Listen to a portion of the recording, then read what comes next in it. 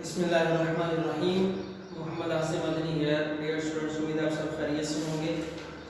اللہ تعالیٰ آپ سب کو اپنے حفظ و امان میں رکھے. آج بیٹا ہم کلاس 10 کے لیے اردو لیکچر نمبر 22 اور جو کہ سبق ملمہ کا پارٹ 2 ہے. پارٹ 1 ہم آپ سے اچھے طریقے سے ڈسکس کر چکے ہیں. تو روٹین کے مطابق جیسے ہم لیکچر کرتے ہیں اسی حساب سے ہم نے پارٹ 2 میں بھی اس کے مشکل الفاظ کے معنی لکھے ہوئے ہیں. کچھ آپ کی کتاب کے لاسٹ میں ہیں. تو سب سے پہلے میں تمام اسٹوڈنٹ سے یہ کہوں گا کہ آپ اپنی کتاب اور رف رجسٹر لے کر لیکچر کو توجہ کے ساتھ سنیں تاکہ آپ کو بات اچھے طریقے سے سمجھ آئے. پھر آپ اس کی ریڈنگ کریں اور کچھ ریڈنگ میں آپ کے سامنے کروں گا.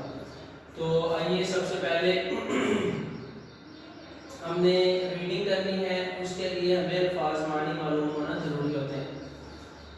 تو دیکھتے ہیں بلا مبالغہ. بلا مبالغہ 2-3 معنی میں استعمال ہوتا ہے: بغیر کسی شک کے، بغیر شک و شبہ کے، اور بغیر بات کو بڑھائے چڑھائے. اس کے بعد لفظ ہے ہمارے پاس کجا. اس کا مطلب ہوتا ہے کہاں. محافظ جو نگہبان ہوتے ہیں، چوکیدار ہوتے ہیں، محافظ سیکیورٹی گارڈز کہہ سکتے ہیں آپ. پہرا، نگہبانی. کھاؤں کھاؤں کی آواز، کھانسی کی آواز ہوتی ہے، کھاؤں کھاؤں لفظ ہے. چونکنا، اچانک کوئی بات سننے پر حیران ہو جانا. ترچھے ہوئے، کٹے ہوئے. دہکتا ہوا روشن. ساتھ ہو لی، ساتھ چل دی. ساتھ ہو لینا یعنی چلنا. سوکھی منڈی، سوکھی سڑی. پوکھڑ، تالاب، جوہڑ کو کہتے ہیں. در آنا، داخل ہونا. جھنکار، چھن چھن کی آوازیں. اور اسی طرح قیامت کا موقع یعنی مشکل وقت. طرفہ، انوکھا. ٹولی، گروہ کو کہتے ہیں. حملہ ہونا، حملہ کرنا. زبردستی، کسی زبردستی کے ساتھ کوئی کام کرنا. اور یہاں پر ٹرین کے اندر داخل ہونے پر یہ لفظ بولا گیا ہے کہ ساری عوام، جتنے بھی پیسنجر تھے، سفر کرنے والے تھے، وہ سب حملہ ہو گئے. یعنی زبردستی ٹرین میں داخل ہونا شروع ہو گئی. ہم پڑھیں گے، ریڈنگ کریں گے، آپ کو کسی بات سمجھ آئے گا. گدڑی، پیوند لگا. لباس، مزین، سجا ہوا. اور اسی طرح ہے بیٹا جھپولا، چکرا کر یعنی چکر کھا کر. نوچنا، زبردستی اتارنا. تھم جانا، رک جانا. بھانپ لینا، سمجھ لینا. حقارت، نفرت کو کہتے ہیں. اسباب، سامان. لڑکا دینا، لٹکا دینا. اور اسی طرح کچھ الفاظ معنی میں نے مزید لکھے ہوئے ہیں. تذبذب کہتے ہیں فکر، پریشانی کو. تذبذب کا شکار ہو رہا ہے، کنفیوز ہو جانا، ٹینشن میں کوئی بات سوچنا. برمانا، زخمی کرنا. آنگن، صحن. قہر، آلودہ، غصے سے. کھری، کھردری. تو جہاں تک ہم نے پارٹ 1 میں ریڈنگ کی ہوئی ہے بیٹا، اس سے آگے ہم دیکھتے ہیں انشاءاللہ تعالی. یہ ہم نے ریڈنگ کی ہوئی ہے کہ جہاں پر جس پیراگراف میں اس کی عقیل پر بحث ہوئی کہ عقیل کو ساتھ لے جانے پر یہ ختم ہوتا ہے. کھانسی کی، کھاؤں کھاؤں سے وہ چونکی. کمبل کی گڈری کھلی اور ایک جولیوں کا مارا بگلے کے پر جیسے سفید بالوں کا چہرہ اس کے سامنے تھا. یعنی وہ جو عورت سوئی ہوئی تھی، اس نے ایک گٹری نما کپڑا اپنے اوپر لیا ہوا تھا. جولیاں، جو بڑھاپے کی جولیاں چہرے پر پڑ جاتی ہیں. وہ اپنی ڈیلی ڈالی فراق، ترچھے ہوئے بال یعنی کٹے ہوئے بال اور ٹرنک پر رکھے ہوئے ہیڈ سے کوئی عیسائی گڑیا معلوم ہو رہی تھی. لڑکی نے ایک سخت تنقیدی نگاہ اس سوکھی موٹی گڑیا پر ڈالی. میں نے الفاظ معنی آپ کے سامنے لکھے ہوئے ہیں. سوکھی گڑیا، سوکھی سڑی، ٹھیک ہے. اور پھر دل ہی دل میں اس خشک ساتھ پر افسوس کرنے لگی. کاش اس پوکھڑ کے پانی کی طرح ساکت گڑیا کے بجائے کوئی سمندر کی سی بے چین نوجوان لڑکی یہاں ہوتی. تو یہ لکھنے کا سٹائل ہے. جیسے اس نے تالاب ہوتا ہے نا، جوہڑ ہوتا ہے، تالاب میں پانی بڑا سڑ جاتا ہے، جمع ہوتا رہتا ہے، سڑتا رہتا ہے، اڑتا رہتا ہے، ختم ہوتا رہتا ہے، کم ہوتا رہتا ہے، زیادہ ہوتا رہتا ہے، لیکن وہ جوہڑ ہی رہتا ہے، گندا تالاب ہی رہتا ہے. تو یہ مصنفہ کی ٹیکنیک ہے، مصنفہ کے لکھنے کا انداز ہے کہ مصنفہ نے لکھا ہے کہ اس لڑکی نے سوچا کہ کاش اس جوہڑ کے ساکت بڑھیا چپ کر کے اپنے کاموں میں بوڑھی عورت لگی ہوئی ہے. اس کے علاوہ سمندر کی سی بے چین کہ سمندر میں لہریں ہوتی ہیں، سمندر کا پانی جو ہے وہ بار بار اچھلتا کودتا ہے. تو اس طرح کی کوئی نوجوان لڑکیاں ہوتی جو برقعے میں دہکتے ہوئے چہرے کو رشک سے دیکھی۔ حقیقت میں یہاں پر ملمہ سازی ہوئی ہے، یعنی وہ جو لڑکا ہے اس نے بھی اوور کوٹ پہنا ہوا ہے، اس کا بھی نتیجہ آپ آخر میں جا کر پڑھیں گے کہ کیا نکلتا ہے، وہ غریب خاندان کے مٹے ہوئے خاندان کا شخص ہوتا ہے، اور یہ بھی خالہ کا برقع پہن کے اپنی امی کا جو ہے وہ چرمی بٹوا لے کر، یعنی چمڑے سے بنا ہوا بٹوا لے کر، اور اپنے آپ کو بہت امیر زادی کبیر زادی دکھا رہی ہے لوگوں کو، اور پھر اس پر دیکھ رہی ہے کہ لوگ اس کی طرف دیکھتے ہیں یا نہیں دیکھتے، لوگ اس کو امیر سمجھتے ہیں یا نہیں سمجھتے۔ تو کلی نے اندر آ کر لڑکی کو بتایا کہ ٹکٹ گھر کھل گیا ہے، لڑکی اٹھ کر اس کے ساتھ بولی، یعنی ساتھ چلتی، راستے میں وہ برابر ادھر ادھر دیکھتی جاتی کہ کہیں وہ نوجوان اس سے 3rd کلاس کا ٹکٹ لیتے نہ دیکھ لے، کیا کہے گا اپنے دل میں وہ، لیکن وہ کہیں نظر نہ آیا۔ لڑکی نے اطمینان سے ٹکٹ لے لیا، چیختی چنگاڑتی ہوئی، یعنی آوازیں نکالتی ہوئی گاڑی پلیٹ فارم کے سینے میں در آئی، یعنی داخل ہوئی۔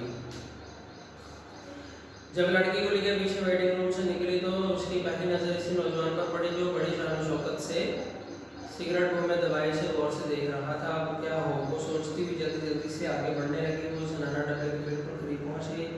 عورتوں کی کاؤں کاؤں یعنی آوازیں اور زیورات کی جھنکار، یا جیسے آدمی مجرم قیدیوں کی ہائے ہائے ہتھ کڑیوں اور بیڑیوں کی تال پر، اس پر طرفہ، اس پر ایک انوکھی بات ہے کہ مردوں کی ان کو ہدایتیں کہ دھیان سے چڑھنا، دھیان سے رہنا، جیسے گھر والے جو ہے وہ اپنی فیملی کو تلقین کرتے ہیں۔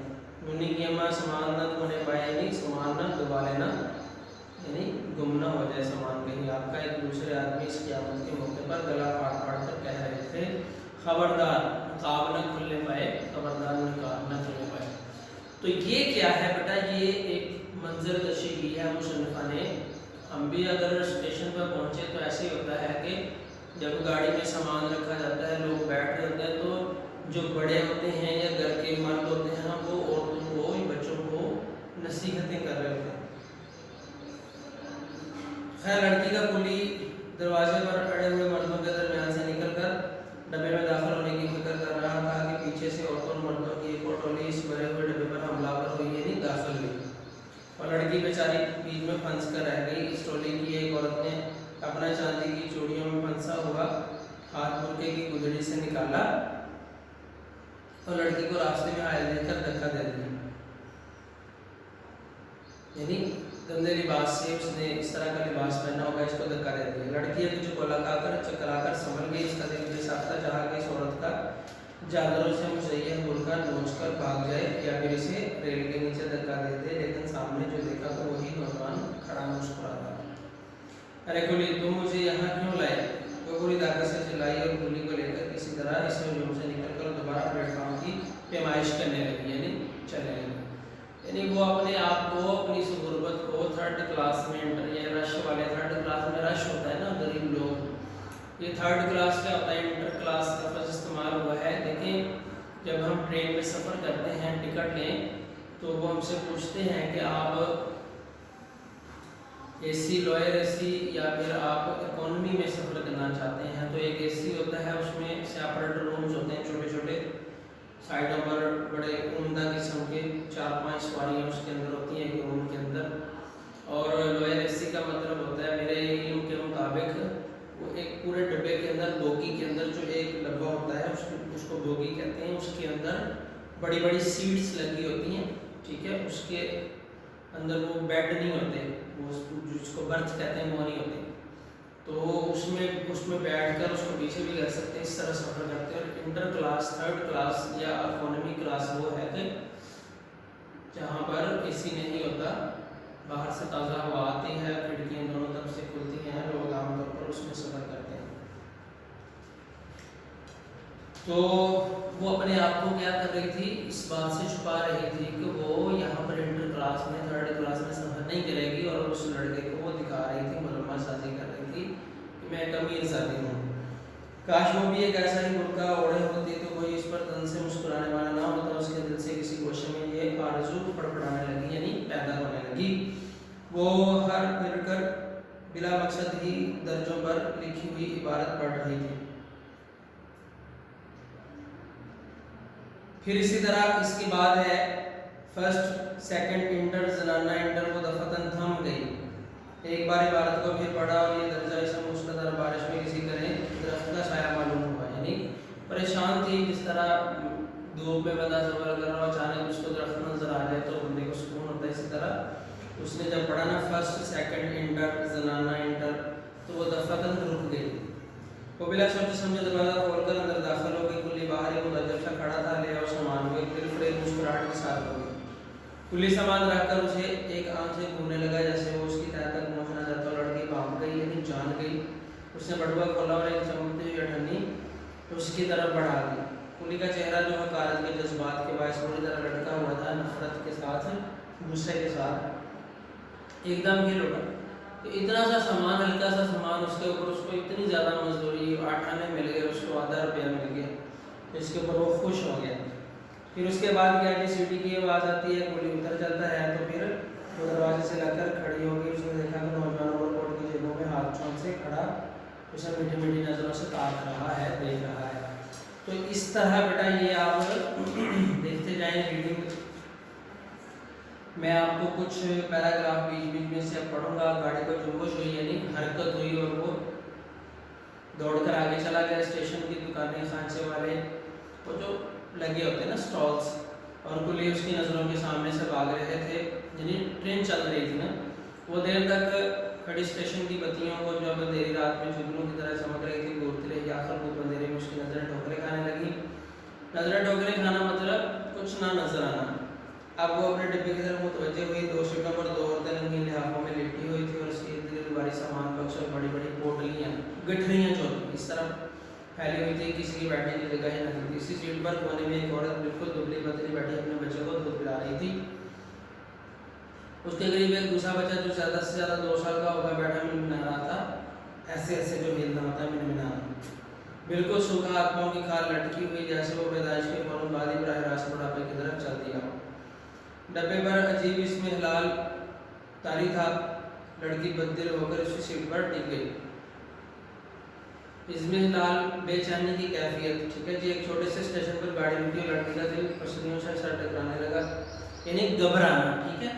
اگر وہ اس وقت اس کا ٹکٹ دیکھے تو اسے پرپرڑیاں ریڑیاں آنے لگیں، چکر آنے لگیں۔ 2 منٹ بعد گاڑی چل دی اور لڑکی سوچنے لگی آخر اس ملمہ سے کیا فائدہ ہے۔ یہ میں مین آپ کو پیراگراف پڑھ کے سنانا چاہ رہا تھا، آخر اس ملمہ سے یعنی اس بناوٹی تصنع سے کیا فائدہ جو ذرا سی رگڑ سے اتر جائے۔ اب دیکھیں وہ اپنی بظاہر امیر زادے ہونے کو جو اس نے بظاہر لبادہ اڑا ہوا تھا، اس کو اب چھپانے کے لیے اس کو کیا کچھ نہیں کرنا پڑ رہا۔ دنیا میں امیر غریب سبھی تو ہیں، بلائے قیمتی اوور کوٹ والے نوجوان سے اس قدر متاثر ہونے کی کیا وجہ ہے؟ آسمان پر صبح کی روشنی رینگتی جا رہی تھی اور تارے سہمے سے کانپ رہے تھے۔ گاڑی کسی اور اسٹیشن پر رکی، لڑکی نے دروازے سے سنتا تو اسٹیشن کا نام پڑا، اب اس کی منزل مقصود قریب لیا، جہاں پر اس نے اترنا تھا تو وہ اس کے بعد والا اسٹیشن ہوگا۔ تو یہاں پر میں تھوڑی سی بیٹا وضاحت کر دوں، اس کے آگے بہت آسان ہے، تو وہ اب اترے گی، ٹھیک ہے، تو اتر کے وہ ادھر ادھر دیکھے گی کہیں مجھے اس نوجوان نے تو نہیں دیکھا، تو لیکن جیسے ہی وہ دیکھے گی تو وہ نوجوان بھی اتر کر کسی سے الوداعی مسافہ کر رہا ہوگا، آخری مسافہ کر رہا ہوگا، پھر اس کے بعد جلدی جلدی سے اپنا سامان اٹھا کر نکلے گی، اور اس کی اب یہ کوشش ہوگی کہ کہیں وہ نوجوان جو ہے وہ اس کا انٹر کلاس کا ٹکٹ، 3rd کلاس کا ٹکٹ نہ دیکھ لے، کیونکہ جب ہم اسٹیشن سے باہر نکلتے ہیں نا سفر کر کے تو پلیٹ فارم پر جو ہے وہ پولیس کھڑی ہوتی ہے، وہاں کے کارکن کھڑے ہوتے ہیں، تو وہ ٹکٹس پکڑ رہے ہوتے ہیں، یعنی وہ تصدیق کر رہے ہوتے ہیں کہ واقعی آپ سفر کر کے یعنی پلیٹ فارم لینا پڑے گا جو لوگ وہاں ہوتے ہیں۔ تو اب اس کی کوشش یہ تھی کہ اب وہ پلیٹ فارم پر ٹکٹ جو ہے نا وہ نہ دیکھ لے نوجوان، اور اس کا کہیں یہ بانٹا پھوٹ نہ جائے۔ تو لیکن جیسے ہی وہ ٹکٹ پکڑاتی ہے تو وہ نوجوان پہلے باہر موجود اس کو دیکھ رہا ہوتا ہے اور مسکرا رہا ہوتا ہے۔ تو اب اس کی جو اتنا اس نے ملمہ سازی کر کے اپنے آپ کو امیر زادی کہلا کر اور 1st کلاس میں سفر کر کے انٹر کلاس کا ٹکٹ لے کر 1st 2nd 3rd یہ سارا جو ہم نے پیچھے پڑھا، تو اب اس کو بہت زیادہ دکھ ہوا کہ میں آخر میں اس ملمہ کو نہ بچا سکی اور میرا بانڈا پھوٹ گیا، یعنی میرا راز افشا ہو گیا۔ تو اب اس کے جیسے اس کے جو پاؤں تھے وہ من بھر کے ہو گئے، یعنی اس کا چلنا مشکل ہو گیا۔ تو ملمہ سازی انسان کو اپنی زندگی میں کرنی چاہیے، جیسا انسان ویسے اس کو رہنا چاہیے لوگوں کو دکھاوے کے لیے. آج کل بھی بہت سارے لوگ اپنے آپ کو امیر زیادہ کرانے کے لیے یا پھر اسپیشلی بچوں اور بچیوں کی جب اپنے بیٹوں بیٹیوں کی جو ہے وہ رشتے کرتے ہیں تو اس وقت بہت سارے جھوٹ بولتے ہیں. پھر جب وہ کھولتے ہیں تو خاندان میں لڑائیاں اور اس رشتے میں لڑائیاں پیدا ہوتی ہیں. تو ایسا نہیں ہونا چاہیے. پھر اس کے بعد وہ اپنے چچا کے گھر پہنچ جاتی ہے. چچا کے گھر جب پہنچتی ہے تو بڑے گرم جوشی کے ساتھ اس کا جو ہے نا کہنے کو خوش آمدید کہا جاتا ہے, اس کو ویلکم کیا جاتا ہے. لیکن وہ اس کے مقابلے میں بالکل سرد ہوتی ہے. کچھ ہی دیر کے بعد وہ چھت پر چلی جاتی ہے. چھت پر جو ہے وہ ٹہلنے لگتی ہے. تو پھر کیا ہوتا ہے کہ گوبر سے لبے پوتے آنگن میں یعنی صحن میں بانس کی کھردری چارپائی پر کوئی تہمت باندھے عمدہ دھوپ میں لیٹا ہوتا ہے. چارپائی پر سرانے کی طرف بیڑی کا بنڈل اور دیا سلائی کی ڈبیا رکھی ہوتی ہے. پونچھ کے چھپر میں ایک دیر عمر کی عورت بیٹھی باجرے کی موٹی موٹی روٹیاں تھوپ رہی ہوتی, بنا رہی ہوتی. دودھ کھانے والے نے کروٹ بدلی اور لڑکی کا دل دھڑکتے دھڑکتے جیسے ایک لمحے کے لیے تھک گیا ہو یعنی رک گیا ہو. وہی اسٹیشن کا میرزادہ اوور کوٹ پہنے ہوئے بڑے بڑے بوٹ پہنے ہوئے اچانک دونوں کی نظریں چار ہوئی. دونوں کی نظریں میرے نوجوان نے پھرتی سے کروٹ بدل دی. چھپر میں ایک کھونٹی پر قیمتی اوور کوٹ جو ہے وہ جھول رہا تھا, ہل رہا تھا.